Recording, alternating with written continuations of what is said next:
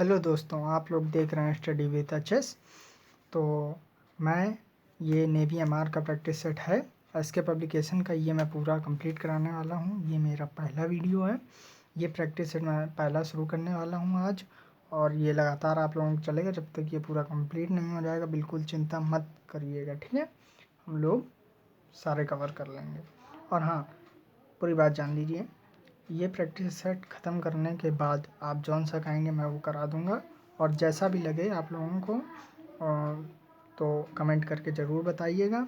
और हाँ, इस प्रैक्टिस सेट से मैं बता दूं, हर साल कई सारे क्वेश्चन इसी प्रैक्टिस सेट से आते हैं। कुछ लोग कहते हैं ये कठिन है, लेकिन ऐसी बात नहीं है। पढ़ने वाले के लिए देखो बच्चों, पढ़ने वाले के लिए कोई वो नहीं होता, ठीक है। कठिन सरल कोई चीज़ ही नहीं होती है, ठीक है। तो हम लोग इसको शुरू करने वाले हैं, और बहुत अच्छा प्रैक्टिस सेट है।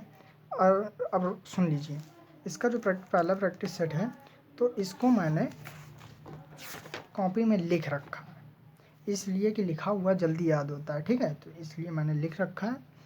तो मैं हर एक क्वेश्चन में आपको 10 सेकेंड दूंगा, ठीक है। आपको अपना आंसर बताना नहीं आता है, फिर मैं बताता हूँ। ये इसके पब्लिकेशन का देख लीजिए, ठीक है। और हाँ, प्रैक्टिस सेट ले लीजिए तो अच्छी बात है, नहीं लेना है तो कोई बात नहीं। हर एक का लिखा हुआ आपको मिलेगा, क्योंकि मैं लिख कर ही आपको बताऊंगा, ठीक है। इससे क्या होता है, इससे जल्दी समझ में आता है, ज़्यादा देर तक दिमाग में रहता है, ठीक है। तो आई होप आप लोग समझ रहे होगे मेरी बात। और लाइक शेयर सब्सक्राइब ज़रूर करिएगा अगर आपको अच्छा लगे तो, ठीक है। लेकिन कमेंट ज़रूर करिएगा, जैसा भी लगे आपको बताइएगा ज़रूर, वैसे ही हम लोग आगे बढ़ेंगे, ठीक है। तो पहला प्रैक्टिस सेट है, और ये पार्ट 1 है, 2 पार्ट में डिवाइड रहेंगे। पहले में केवल जीके रहेगी, दूसरे में मैथ और साइंस रहेगी। ये 2 पार्ट में डिवाइड रहेंगे, ठीक है, ठीक है। तो ये पहला पार्ट है। चलो फिर शुरू करते हैं, ओके। पहला क्वेश्चन, भारत में सबसे अधिक समय तक प्रधानमंत्री पद पर रहने वाले कौन थे? 10 सेकंड देता हूँ मैं, आप पहले अपना आंसर दीजिए, फिर मैं अपना आंसर दूंगा। इससे क्या होगा, इससे ये होगा कि आप लोगों को समझ में आएगा, आप लोगों को ज़्यादा देर तक याद रहेगा, ठीक है। चलिए मैं आंसर बताता हूँ, आई होप सही होगा आंसर। तो इसका जो आंसर है वो है option number B, Pandit Jawaharlal Nehru. Pandit Jawaharlal Nehru 1950 में हमारे बन गए थे, ठीक है, प्रधानमंत्री। और ये बहुत साल तक रहे थे। इनके बाद इनकी बेटी बनी थी, ठीक है, इंदिरा गांधी।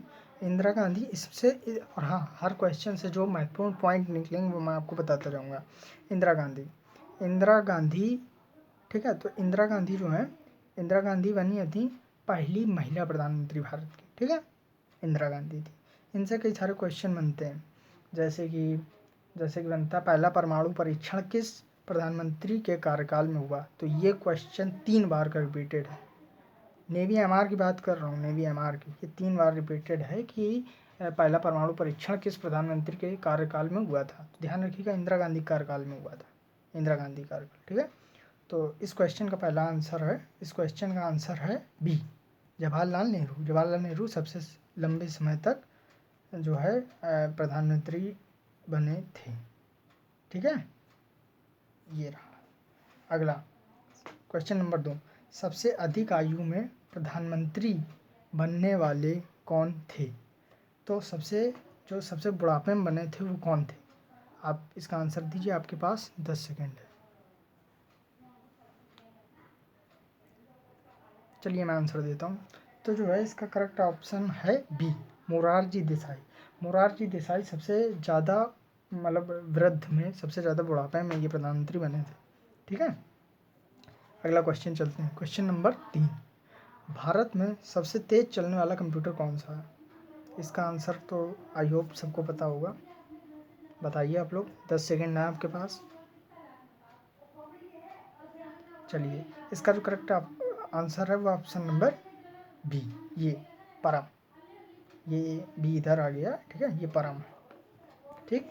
अब चौथा देखिए, कमांडर रैंक के बराबर वायुसेना में कौन सा पद है?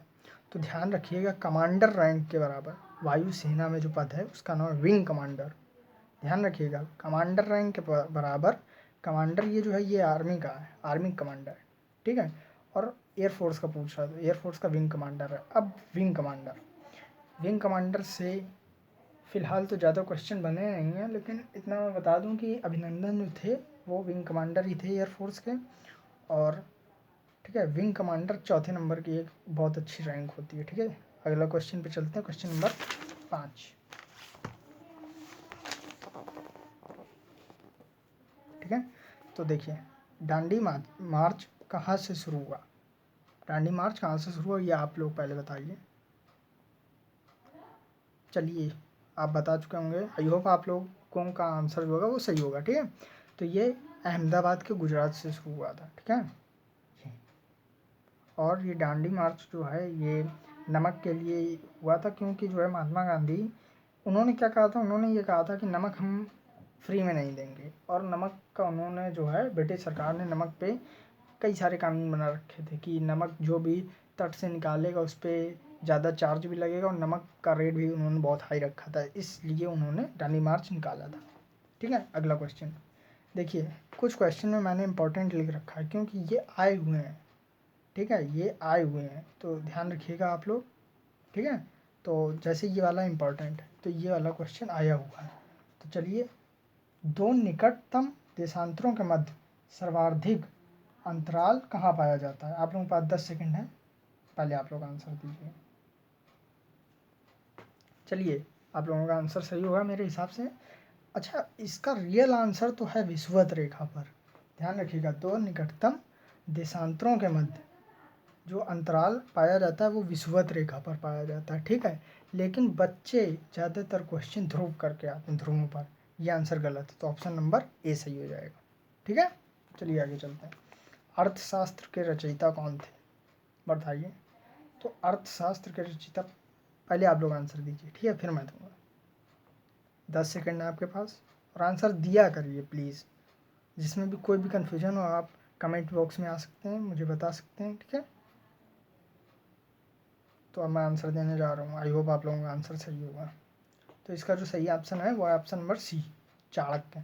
अच्छा, चाणक्य कई सारे नाम आ जाते हैं, चाणक्य इसका आंसर तो है चाणक्य, अर्थशास्त्र के रचयिता चाणक्य थे। एक बार क्वेश्चन आया था कि चाणक्य का दूसरा नाम क्या था, तो कई सारे ऑप्शन थे, लोग गलत कर गए थे। तो ध्यान रखिएगा, इन्हीं को कौटिल्य कहा जाता है। कौटिल्य चाणक्य का ही दूसरा नाम है। ठीक है, रियल में कौटिल्य इनका रियल नेम है, चाणक्य इनका रियल नेम नहीं है। ये बाद में रखा गया था जब इन्होंने नीति शास्त्र बनाई थी। चलिए, 8वां नंबर, पृथ्वी सूर्य के सबसे नज़दीक कब होती है? पृथ्वी सूर्य के सबसे नज़दीक कब होती है? तो इसका जो राइट आंसर है वो है आंसर नंबर सी।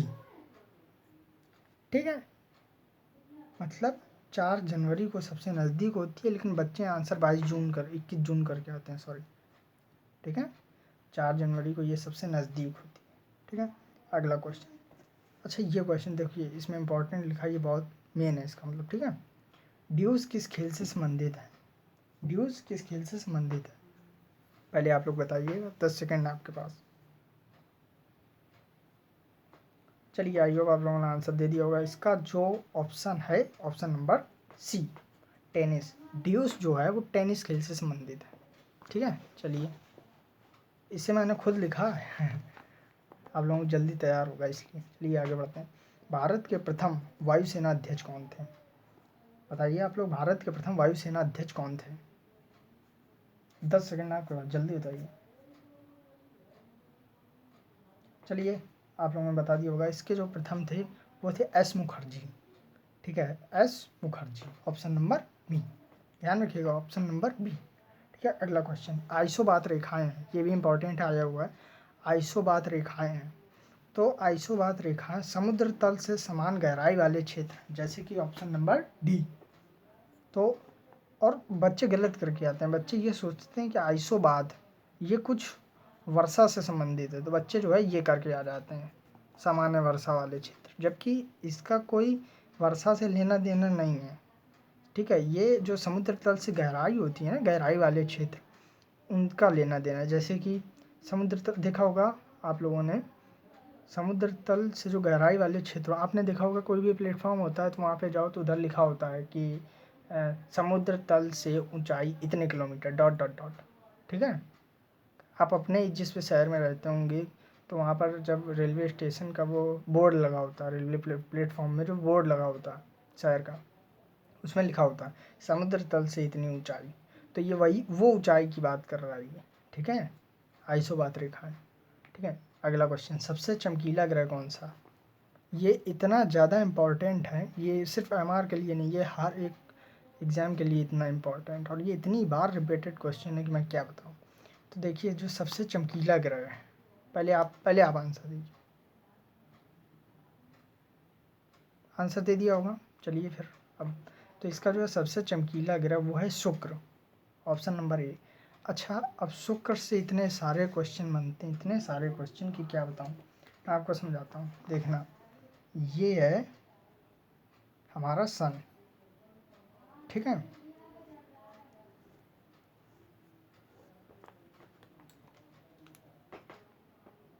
ये है बुध, ये है बुध, ठीक है, पहले नंबर पे देख लीजिए, ये बुध है। इसके से दिखाऊँ, ऐसे दिख नहीं रहा, मैं समझ रहा हूँ।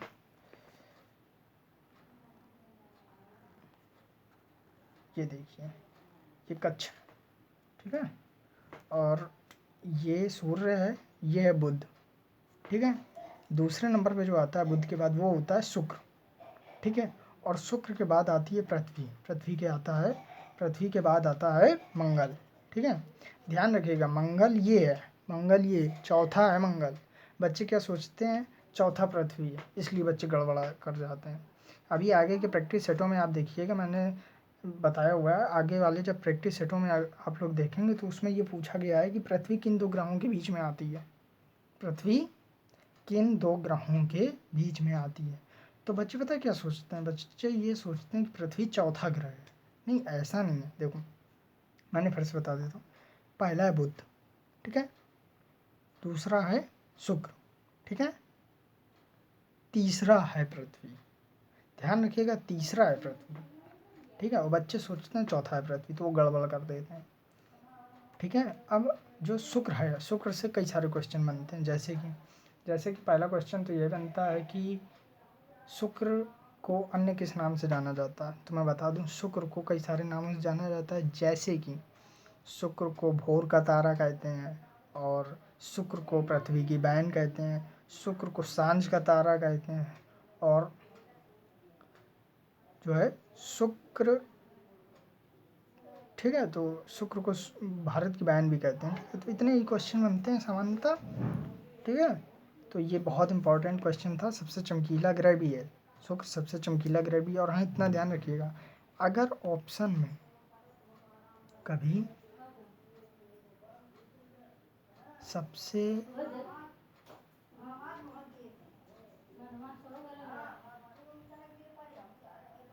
सबसे गर्म ग्रह अगर पूछ लिया जाए, ठीक है, तो सबसे गर्म ग्रह तो वो होता है बुध, लेकिन अगर ऑप्शन में ना हो तो जो है वो शुक्र होता है सेकंड नंबर, ठीक है। ध्यान रखिएगा, किस खनिज संसाधन की जलोढ़ विधि द्वारा खुदाई की जाती है। ध्यान रखिएगा, ये क्वेश्चन इतना इम्पोर्टेंट नहीं है पर जानना बहुत ज़रूरी है। तो जो जलोढ़ विधि द्वारा इनमें से किसकी खुदाई की जाती है, सब लोग जानते हैं। कोयला कहाँ मिलता है, कोयला मिलता है खानों में, ठीक है। जिंक कहाँ मिलता है, खानों में। सोना कहाँ मिलता है, सोना जो मिलता है वो सुरंग में, खानों में मिलता है, ठीक है। बचा क्या, सल्फर, ऑब्वियसली इस बात है यार, सल्फर मिलता है, मतलब सल्फर जो है खुदाई के दौरान मिट्टी में पाया जाता है, ठीक है। तो इसका जो है ये सही हो जाएगा, ठीक है। अगला आता है क्या, बॉक्साइट, बॉक्साइट सबसे अधिक किस क्षेत्रों में पाया जाता है। तो आपके पास 10 सेकेंड है, बताइए। आई होप आंसर आप लोगों ने दे दिया होगा। बॉक्साइट सबसे अधिक किस क्षेत्र में पाया जाता है, तो मैं बता दूं, बॉक्साइट सबसे अधिक उष्णकटिबंधीय अक्षांशों में पाया जाता है। कहाँ पाया जाता है, उष्णकटिबंधीय अक्षांशों, ऑप्शन नंबर ए सही है, ठीक है। चलिए, चिंता मत करिए, सब अच्छे से करा देंगे, ठीक है। हाँ, 15 नंबर, ठीक है। सर्वोत्तम गुण वाला कोयला कौन सा है, चलिए 10 सेकंड है आपके पास, बताइए। ऑप्शन तो दिख रहे होंगे।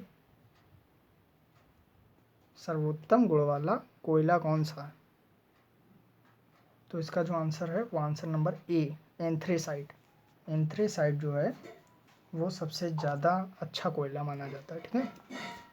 और उसके बाद IAEC का नाम क्या है? तो इसका जो नाम होता है, पहले आप बताइए। 10 सेकेंड है।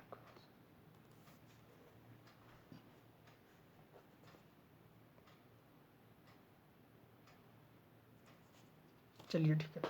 IAEC का जो फुल फॉर्म होता है वो होता है भारतीय परमाणु ऊर्जा आयोग। ध्यान रखिएगा, भारतीय परमाणु ऊर्जा आयोग, ठीक है। Option number B. अब देखिए, 2022 के राष्ट्रमंडल के खेल कहाँ खेले जाएंगे? 2022 के राष्ट्रमंडल के खेल कहाँ खेले जाएंगे? इसका जो आंसर आप लोग बताइए। 10 सेकंड है।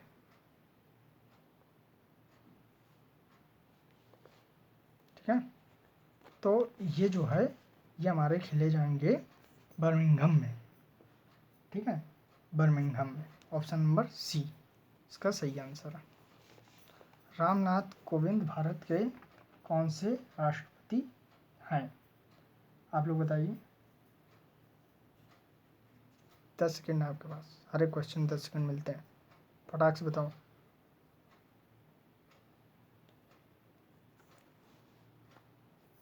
तो इसका आंसर जो है रामनाथ कोविंद भारत के 14वें राष्ट्रपति हैं। Option number D.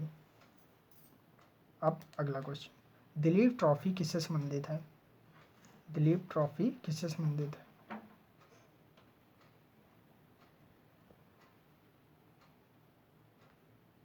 तो इसका ऑप्शन नंबर सी सही हो जाएगा, क्रिकेट से, ठीक है। जितने भी अंडर 19 के खेल होते हैं क्रिकेट में, अंडर 19 के जो वर्ल्ड कप होते हैं या कुछ भी होते हैं, तो उसके जो प्लेयर होते हैं वो दिलीप ट्रॉफी से ही उठ के आते हैं, ठीक है। अब भारत में मुख्य न्यायाधीश की नियुक्ति कौन करता है? बताइए, भारत में मुख्य न्यायाधीश की नियुक्ति कौन करता है? तो इसका जो आंसर है वो है ऑप्शन नंबर बी, राष्ट्रपति, ठीक है। देखो कितनी मेहनत करते हैं, खुद लिखते हैं, देखो। चलो अगला क्वेश्चन, मानव अधिकार दिवस कब मनाते हैं? बताइए, मानव अधिकार दिवस कब मनाते हैं?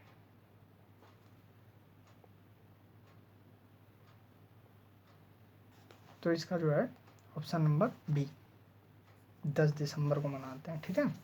अब देखिए अगला प्रश्न, भारत सरकार की 8वीं पंचवर्षीय योजना का कार्यकाल क्या था? पंचवर्षीय योजना जरूर पढ़ के जाइएगा, इससे जरूर एक क्वेश्चन बनता है, ठीक है। तो इसका जो आंसर हो जाएगा वो ऑप्शन नंबर सी हो जाएगा, 1992 से 1997 के बीच। अब बेसबॉल की एक टीम में कितने खिलाड़ी होते हैं? बताइए, 10 सेकेंड है आपके पास। बेसबॉल की एक टीम में कितने खिलाड़ी होते हैं?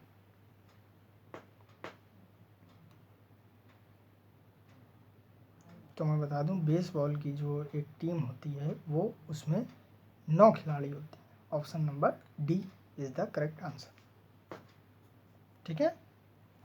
अब अगला देखिए, किस देश का राष्ट्रीय ध्वज चतुर्भुज आकार में नहीं है?